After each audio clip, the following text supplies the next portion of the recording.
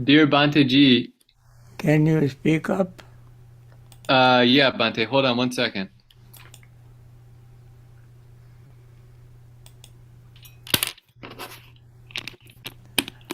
Okay.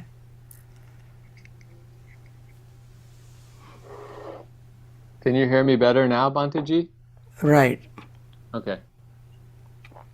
Thank you for your kindness and compassion. In regards to your Dhamma talk yesterday on the fetters, if one is able to see the origin and fading away of a very subtle irritation during a meditation session, but this particular irritation still arises in the mind from time to time after fading away in another meditation session, I wonder if Bhante G could give some guidance on how to stop this subtle irritation from arising again and ceasing it completely. Yes, it is very true. So long as you have underlying tendencies called anusaya, the asava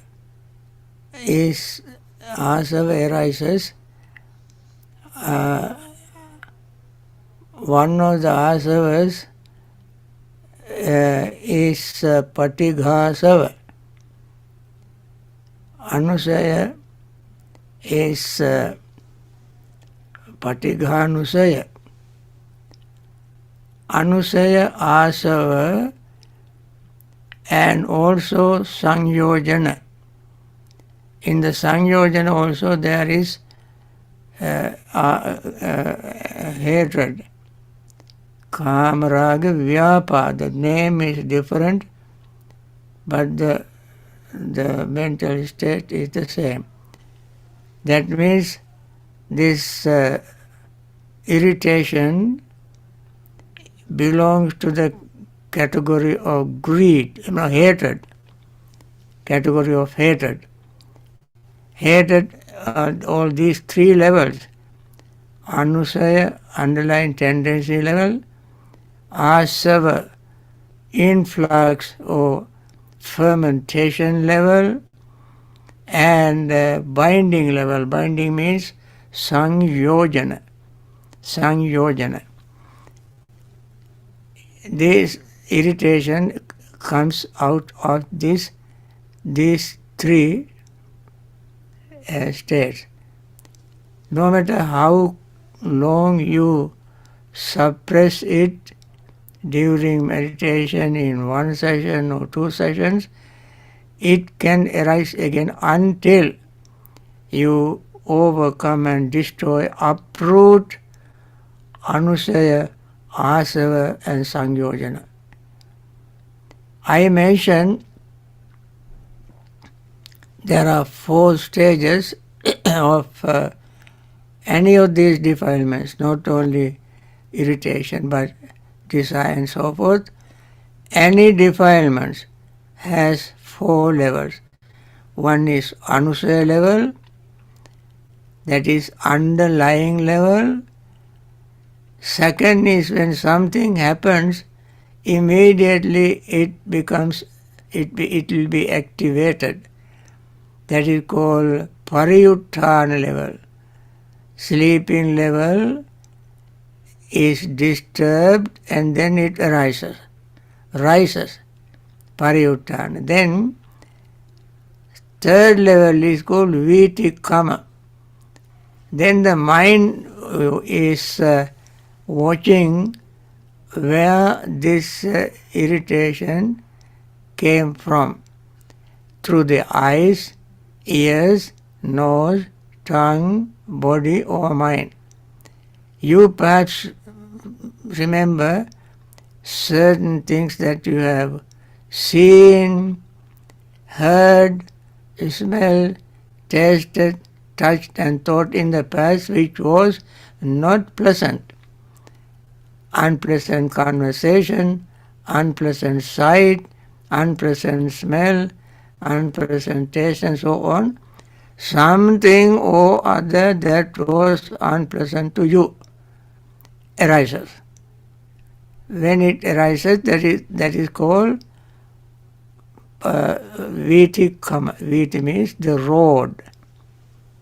Kama means going through the eye road, ear road, nose road, tongue road, body road, mind road. And then you have what you call kamma patha level. Kamma means action. So you put that mental state into action. That is how you experience irritation. Now with this irritation, you are not happy. You feel like activating, saying something, doing something to that person and so on. Normally irritation arises with regard to a person. You don't get upset with the house, with the dirt, with your kitchen and so forth, but you get upset, you get irritated by seeing certain person you don't like, you hate. Certain person you hate for very, very trivial, unknown reason. You don't know, you even don't know. You hate. When you remember that person, that is a mental state. So that went through the mind road. And then you keep harping on it, thinking of it, thinking of the person, and so forth. So irritation you build up. And therefore, friends, you must see your root of irritation with mindfulness. The purpose of practice mindfulness is to see the root. That's called yoniso manasikara. Yoni means the root, the origin, beginning. Manasikara means reflection. See the root of irritation. Root of irritation is not outside the person. Root of irritation is in you, and therefore you are the one who are irritated. You are the one who are totally responsible, and your mind is bringing this again and again. Look at this root and see this situation is impermanent. The conversation we had was impermanent. The person is impermanent. The elements are impermanent. Feelings are impermanent. Experiences are impermanent. You look at impermanence. Every day in my meditation instruction, I say you gain some concentration and focus on the 5 aggregate: form, feeling, perception, thought, and volitional formations. And this belongs to the volitional formations. It is impermanent. No volitional formations is permanent. So you must look at your volitional formation, root of it, and see that how impermanent it is. Therefore, this is a good question, and this is a common question. This is a difficult thing that happens to any meditator. So we must learn a way to get rid of this irritation from the root. Get rid of from the root. By seeing impermanence, impermanence, you keep harping impermanence, impermanence, impermanence in the mind. Okay. Next question. Thank you, Bhante G. That was very clear. The next question is there any difference between moja delusion and avijja ignorance? No difference, because of avijja. Ignorance can make you confused, and moha is confusion. Of course, when we have ignorance, we get confused. The mind becomes cloudy, cluttered, not clear. And this unclarity, cloudiness in the mind is the result of ignorance. What is ignorance? Ignorance is ignorance of impermanence, ignorance of the Four Noble Truths, ignorance of dependent origination, ignorance of suffering, ignorance of aggregates. We are ignorant, and therefore confusion definitely can arise. So the Buddha's way to overcome ignorance is understanding. In the Noble Eightfold Path, number one is understanding. In the dependent origination, number one is ignorance. Noble Eightfold Path, number one is understanding. In order to combat or destroy ignorance, we have to have understanding, right understanding. So, when we have right understanding, confusion disappears, moha disappears. So, we must say moha is the result of ignorance. That is why Buddha said avijja pacca sankhara. Moha is sankhara. Avijja is ignorance. Depending on ignorance, confusion, moha arises. And therefore we have to deal with ignorance to get rid of our confusion. So you can say, on the one hand, they are directly related, especially moha related to ignorance, because ignorance is the result. Ignorance is the cause, moha is the result. We cannot say the same, but not the same also, because where there is moha, there is ignorance. Therefore, that is the answer. Okay? Thank you, Bhante G. The next question is, you often say that the Buddha let the Dhamma be his teacher. Could you please explain this statement? Buddha see the Dhamma through the what? It says, you often say that the Buddha let the Dhamma be his teacher. Buddha met the Dhamma through the suttas? No, that the Dhamma was the Buddha's teacher. Dhamma was the Buddha's teaching. Yes. No, that the Dhamma, sure. Huh? That the Dhamma was the Buddha's teacher. Buddha's teacher, right. Buddha's teacher. That's it. Buddha's teacher. Very good. Yes, when the Buddha, after attainment of enlightenment, thought it is something lacking if one doesn't have a teacher to respect. Therefore he thought, who is my teacher to respect, pay respect? Then Buddha surveyed the whole universe, living beings, human, divine and so on, and found not any living being is suitable or qualified to receive Buddha's veneration. And then Buddha said, this Dhamma that I followed is my teacher. Buddha followed the Dhamma and attained enlightenment. Therefore Buddha thought of paying respect to the Dhamma. And since then, Buddha said his teacher was or is Dhamma. I mentioned that several times. That is, I also learned from Buddha's teaching, suttas. That's what he said. So, What is the Dhamma that Buddha followed?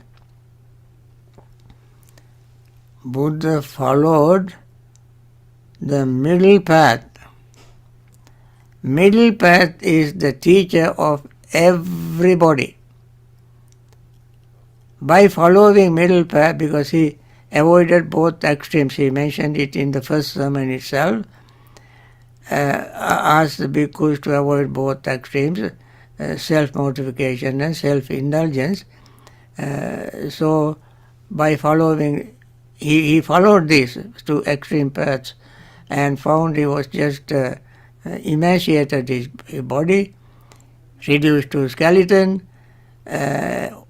because he was enjoying luxury in the palace as a prince, and then after giving up all this he began to mortify the body and found no result, not attaining enlightenment. Then he followed the middle path and attained enlightenment. Therefore the middle path is his teacher. Although after attaining enlightenment he explained the middle path that he followed. The middle path is Noble Eightfold Path. Noble Eightfold Path has several names. One name is Middle Path, other is Noble Eightfold Path, other is Brahmacharya Path, Holy Path, Noble Path. And therefore Buddha found nothing else could be his teacher except the middle path. And that is the path that we follow. And Buddha followed. Whenever I mention that Dhamma was his teacher, we must remember what Dhamma was his teacher? Noble Eightfold Path. In the Noble Eightfold Path you have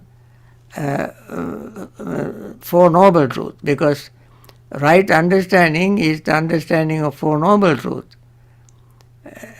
And understanding Four Noble Truths as well as Noble Eightfold Path.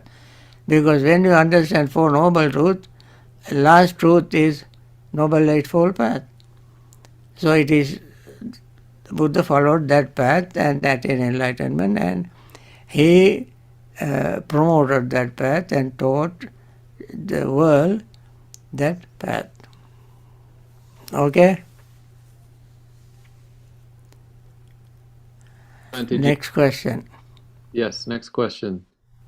Dear Bhante, in Majjhima Nikaya number 8, Sallekha Sutta, what does the word Sallekha mean? Sallekha is translated into English as effacement. Effacement, slowly wiping out. Effacement means wiping out. Slowly you wipe out defilements. That is Sallekha. Sallekha Vutti, the observation of erasing, deleting defilements. That is the meaning. Bhante G, there's some follow-up questions to that one. Is it sufficient to practice the 44 points taught by the Buddha in the Sallekha Sutta to gain liberation? Or if not liberation, which stage of the path would this sutta point to? Of course, if one follows all the 44 points in Sallekha Sutta, one definitely attains full enlightenment, if not anagami state. These are the two options always Buddha gives when he gives very profound discourse, like Satipatthana, Mahasatipatthana. Buddha said if one does not attain full enlightenment in this is Anyava upasesa anagamita. Ditteva dhamme anya sativa upadesesa. In this life full enlightenment or anagamita. Anagami is third level of enlightenment. So you attain either full enlightenment or the third one, anagami state. Okay? Next question. Thank you, Bhante G. I'm going to read this one, but it might be a little difficult to follow. Would presuppositioned and conditioned beliefs within wrong view or wrong understanding serve as the binding foundation of permanent self, constantly harboring the fetter of skeptical doubt, thereby blocking the development of an insight upon direct knowledge and spiritual sensibility?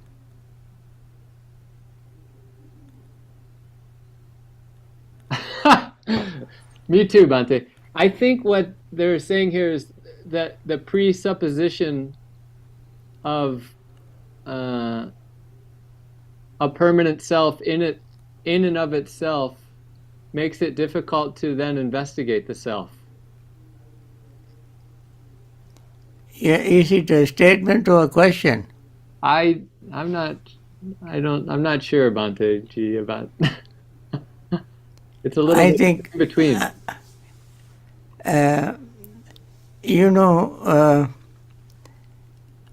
If it is a statement, I have to analyze the statement. Yeah. Without answering. If it is a question, I can answer the question.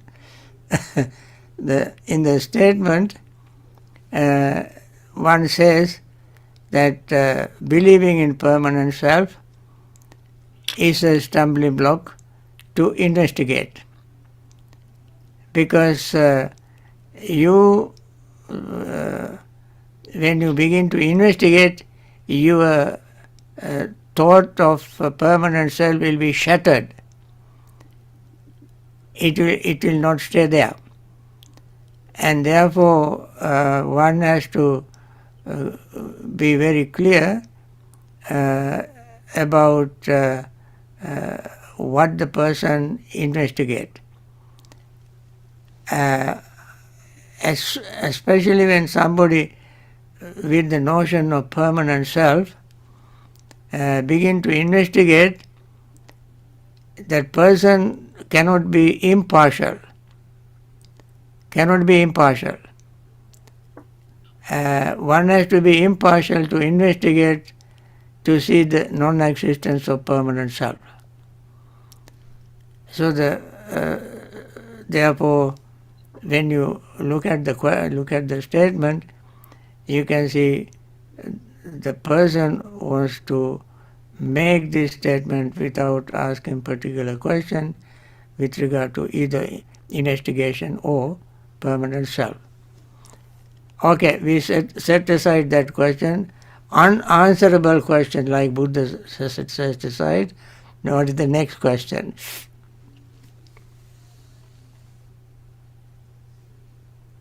Okay, Bhante G, I think this may be the last question. Other than, with the exception of impermanence, what other ways do you recommend investigating anatta, or not self? Other factors is not having overlordship. If something is if there is a self, that self is assumed to be something permanent, and that self should be able to control everything else. If the self is there, then that self is the permanent, something powerful. Like if you are a king, you can punish people or reward people. Similarly, if you have a self, that self should be able to tell the body, don't grow old, don't fall sick, don't become weak. Don't get hungry. Don't be thirsty. Keep your eyes always sharp and clean. Keep your ears sharp and clean. That self should be able to tell the body. But body does not obey that self. Body gets sick, body gets old, body becomes weak, and so on. And this is exactly what the Buddha mentioned in Anatta Lakkana Sutta. Rupam beke atta abhavisya naidang rupang abhada samvatati. Nacha labhyati rupe evam me rupang hoto evam me rupang maya hositi. If the body is for the self, then that self should be able to tell the body to behave according to the way the self wants the body to behave. But it does not happen. It cannot happen. And therefore, that is the second way of looking at non-existence of self. First is impermanent. That which is impermanent is definitely unsatisfactory. That which is impermanent, unsatisfactory is without self. And therefore Buddha said, gave 11 ways, atita, anagata, paccupannang, ajjatangva, bahiddhava, and so on, past, present, future, internal, external, gross or subtle, far or near. All these are impermanent, netam mama, neso hamasya, neso asa. This is not mine, this is not I, this is not myself. So, these are the ways the Buddha has proven that there is no permanent self. I think this may be the last question, and I think this answer may clarify your question to some extent. If you have more questions with regard to this, then ask next time, next Sunday. But as I mentioned, whenever you have any question, please make it as a question and make the question clear in your mind, and then